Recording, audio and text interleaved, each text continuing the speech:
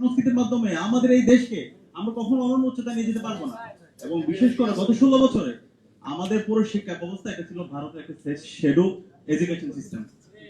এখানে শিক্ষা ব্যবস্থার মধ্যে কিছুই ছিল না এবং নৈতিকতার যেই ন্যূনতম অংশটা ছিল সেটাকেও তারা সম্পূর্ণ উৎপাদন করে দিয়েছিল। তো বিপ্লবে আমাদের যে প্রত্যাশা ছিল সেই শিক্ষা ব্যবস্থা আমূল পরিবর্তন করে নতুন ভাবে আমাদের শিক্ষা ব্যবস্থাকে ঢেলে সাজানো হবে। এবং সেই জায়গা থেকে আমরা যখন ক্যাম্পাসগুলোতে আমাদের ছাত্র রাজনীতি যখন আমরা পাবলিকলি যখন আমরা কাজ করছিলাম সেখানে আমরা বারবার বলেছি আমরা এই ক্যাম্পাসগুলোকে একটা জ্ঞান উৎপাদনের হাব বানাতে চাই। আমরা যখন নির্বাচিত হয়েছে, নির্বাচন হওয়ার পর আমরা বলেছি ঢাকা বিশ্ববিদ্যালয়কে আমরা একটা পূর্ণাঙ্গ একাডেমিক ইনস্টিটিউট হিসেবে বিনির্মাণ করতে চাই। এবং আমরা বলেছি বারবার আমরা বলেছি আমাদের এই গবেষণা সবচেয়ে বেশি বরাদ্দ দিতে হবে। কিন্তু খুবই দুর্ভাগ্যের বিষয় বিপ্লব পরবর্তী আজকে নতুন সরকার আসছে, নির্বাচিত সরকার, আমরা আশা করেছিলাম তারা এই বিষয়টা আমলে নিয়ে বিপ্লবের আকাঙ্ক্ষাকে ধারণ করে গবেষণায় সর্বোচ্চ বাজেট দিবে। কিন্তু খুবই দুর্ভাগ্যের বিষয়, একটা জাতির জন্য একটা লজ্জার বিষয়, ঢাকা বিশ্ববিদ্যালয় যে বিশ্ববিদ্যালয়ে বাংলাদেশের সবচেয়ে বড় বিশ্ববিদ্যালয় বলা হয়, সেই বিশ্ববিদ্যালয়ে এবারে বাজেটে 1033 কোটি টাকা বরাদ্দ দেওয়া হয়েছে। এই বরাদ্দের মধ্যে একটা পয়সাও গবেষণার জন্য বরাদ্দ দেওয়া হয় না। জাতির জন্য লজ্জা। একটা বিশ্ববিদ্যালয় যদি গবেষণার জন্য একটা পয়সা যদি বরাদ্দ না থাকে তাহলে বিশ্ববিদ্যালয়ের কাজ কি? আমাদের কাছে মনে হইতেছে বিশ্ববিদ্যালয়ের কাজ হচ্ছে শুধু রাজনীতি করা, ওই যে নেতার পিছনে, প্রাইম মিনিস্টারের পিছনে দৌড়াদৌড়ি করা, ঠিক আছে? এবং শিক্ষক রাজনীতি যেটা আমরা ফেস্টিভ্যালে আমরা দেখতে পাইছি। সেই আওয়াম ও সালেম সিদ্দিকী নামে একজন ছিল, তার সময়ে প্রায় 1000 অধিক বিশ্ববিদ্যালয়ের শিক্ষক নিয়োগ দিয়ে পুরো বিশ্ববিদ্যালয়ে 12টা বাজায় দিছে। আমরা যখন শিক্ষক ক্লাস করতে যাই অনেক শিক্ষক এমন আছে দেখে দেখে পড়তে পারে না। এবং এমন অনেক শিক্ষক আছে সেই 20 বছর আগে 10 বছর আগে সে একটা স্লাইড বানাইছে এটা এখনো পড়ায়, হঠাৎ করে ইলেকট্রিসিটি চলে গেলে দেখা যায় আর কিছু পড়াইতে পারতেছে না। একটা বিশ্ববিদ্যালয়ের যদি অবস্থা হয়, আমি আর অন্যগুলো বললাম না, এইভাবে তো হইতে পারে না। এইভাবে তো একটা জাতি অনন্য উচ্চতায় যেতে পারে না। তো সেই জায়গা থেকে আমরা এবার সিনেট অধিবেশনে যে বাজেট অধিবেশন ছিল সেখানে আমরা সেটার প্রতিবাদ জানিয়েছি। এবং একই সাথে তখন বলা হচ্ছিল বিশ্ববিদ্যালয় থেকে বলা হচ্ছিল আমরা বাজেট পাচ্ছি না গবেষণায়, সেখানে আমরা গবেষণা করতে পারছি না, বিভিন্ন ধরনের বক্তব্য। তখন আমরা একটু ঘেটে দেখলাম আমাদেরকে যখন অধিবেশনে বসলাম বিশ্ববিদ্যালয় সিনেট অধিবেশনে, তখন এত বড় বড় অনেকগুলো বই দেওয়া হয়েছে। আমরা আগে চেয়েছিলাম কিন্তু ওই অধিবেশনে যাওয়ার পর দেওয়া হয়েছে আমরা এটা পড়তে না পারি। তো তারপর একটু ঘাটাঘাটি করার চেষ্টা করলাম, যখন দেখলাম ওখানে 24-25 অর্থ বছরে বিশ্ববিদ্যালয় গবেষণায় তখন বরাদ্দ দেওয়া হয়েছিল প্রায় 2 কোটি টাকা, 2 কোটি টাকা প্লাস বরাদ্দ দেওয়া হয়েছে। ওই 2 কোটি টাকাও তার গবেষণায় বরাদ্দ এটা ব্যয় করতে পারে না। ওইখানে প্রায় 6 কোটি টাকার মতো ল্যাপস হয়ে গেছে টাকা। গবেষণার জন্য সরকারের পক্ষ থেকে, ইউজিসির পক্ষ থেকে যে বাজেটটাও আমাদের বিশ্ববিদ্যালয়ে আসে সেটাও তারা ব্যয় করতে পারে না। এবং সেই বাজেটে যাদেরকে বরাদ্দ দেওয়া হয় কোনো মেরিটোক্রেসি ভিত্তিতে দেওয়া হয় না, দলীয় বিবেচনায়। ওই ওই ওই দলপন্থী বিভিন্ন রঙের দল আছে আমাদের ক্যাম্পাসগুলোতে।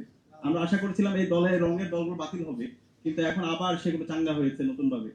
তো ওই পন্থী দলকে এবং এই গবেষণার মাধ্যমে জাতির কোনো আমাদের এই জাতির কোনো উন্নয়ন হচ্ছে না।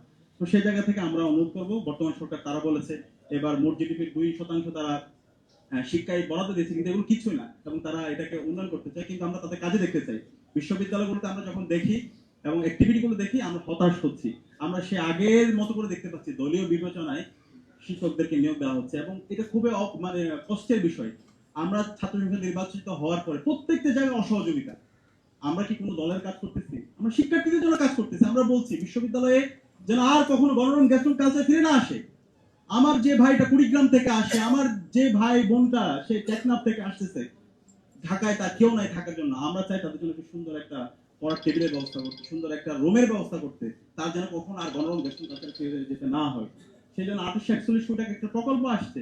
এতদিনই সে প্রকল্পের কাজ দৃশ্যমান হওয়ার কথা, কাজ শুরু হয়ে মোটামুটি 20-25% হয়ে যাওয়ার কথা, কিন্তু আপনারা যেন অবাক হবেন এখন পর্যন্ত এই প্রকল্প কাজ শুরু হয় নাই। তারা আবার রিভিউটা পাঠাইছে, আবার রিভিউ করে আবার করবে, এরকম করতে করতে আমাদের আশঙ্কা হচ্ছে এই প্রকল্প কখন ল্যাপস হয়ে যায়, কখন বাতিল হয়ে যায়। এভাবে হইতে পারে না। আমরা বেঁচে থাকতে এই ক্যাম্পাসে আর কখনো গণরম গ্যাস্ট্রন কালচার ফিরে আসছে সেটা দিব না। এবং আমরা এই অন্তর্বর্তীকালীন সরকারের সময়ে ডাকসুর পক্ষ থেকে আমরা বিভিন্ন প্রজেক্ট নিয়ে এসেছিলাম শিক্ষার্থীদের জন্য। আপনারা জানেন শিক্ষার্থীদের জন্য আমরা আমাদের এই ক্যাম্পাসে মেয়েদের জন্য জিমনেশিয়াম, যেটা কখনো ব্যবস্থা ছিল না সেটা আমরা ব্যবস্থা করেছি। এরপর হচ্ছে শিক্ষার্থীদের জন্য আমরা সেন্ট্রাল ফিল্ডে, যেটা কখনো সংস্কার হয় নাই, সেটার জন্য আমরা 2 কোটি টাকা একটা ফান্ড নিয়েছি, বিশ্ববিদ্যালয়ের কাছে গেছি, সেটা তারা করে নাই। ঢাকা বিশ্ববিদ্যালয় কেন্দ্রীয় মসজিদ 65 বছরে সেটা সংস্কার হয় নাই, সেটা আমরা সংস্কার করেছি এবং সেটার আরো অধিকতর উন্নয়নের জন্য আমরা সেটার জন্য কাজ করছি। ক্যাম্পাসের সামগ্রিক নিরাপত্তার জন্য প্রত্যেকটা জায়গায় সিকিউরিটি গ্যাস স্থাপন করার জন্য আমরা ফান্ড নিয়ে এসেছি। ক্যাম্পাস যেন নিট এন্ড ক্লিন থাকে, সেই নিট এন্ড ক্লিন থাকার জন্য আমরা কিছু ডাস্টবিনের জন্য আবেদন করেছিলাম, সেটা অ্যাপ্রুভ হয়েছিল। পাশাপাশি ইনফ্রাস্ট্রাকচারাল ডেভেলপমেন্টের জন্য কিছু ভবনের ডেভেলপমেন্ট করা, রাস্তাঘাটের উন্নয়নের জন্য আমরা কিছু ফান্ড নিয়ে এসেছিলাম। যে পুকুরগুলো আছে ক্যাম্পাসের পরিবেশগত, সেই পরিবেশ সুরক্ষার জন্য সেই পুকুরগুলো সংস্কার করা, লাইটিং করা, সেটার জন্য আমরা কিছু প্রজেক্ট নিয়ে এসেছি। কম্পিউটার ল্যাব স্থাপন প্রত্যেকটা হলে যেন শিক্ষার্থীরা, বর্তমান যুগটা হচ্ছে টেকনোলজির যুগ, শিক্ষার্থীরা যেন বিভিন্ন প্রযুক্তির মাধ্যমে নিজেদেরকে উৎকর্ষ সাধন করতে পারে, নিজেদের সফট স্কিল ডেভেলপমেন্ট করতে পারে, সেরকম কিছু ফান্ড নিয়ে এসেছিলাম। কিন্তু দুর্ভাগ্যের বিষয়, নতুন সরকার আসার পরে সবগুলো প্রজেক্টগুলো তারা বাতিল করে দিচ্ছে। বা এটা কি শিবিরের বা হচ্ছে প্রকল্প, নাকি এটা জামাতের প্রকল্প, নাকি এটা শিক্ষার্থীদের প্রকল্প? এবং যে প্রকল্পগুলো ইতিমধ্যে অনুমোদন হয়েছে সেই প্রকল্পগুলো বাতিল করে দিচ্ছে। আচ্ছা, বাতিল করে আপনারা করেন না, তারাও করবে না।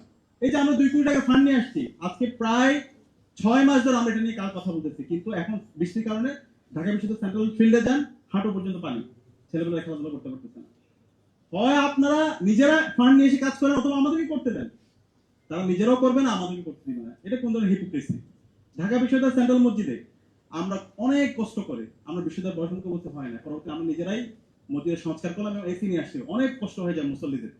সে এসি আমাদেরকে বলা হয়েছিল 1 মাসের মধ্যে সেটা এসি ইলেকট্রিসিটি কানেক্ট করা হবে। এবং আজকে যিনি অন্তর্বর্তীকালীন সরকারের সাবেক ধর্ম উপদেষ্টা, উনি আমাদের উদ্বোধন অনুষ্ঠানে ছিলেন, সাবেক ভিসি ছিলেন।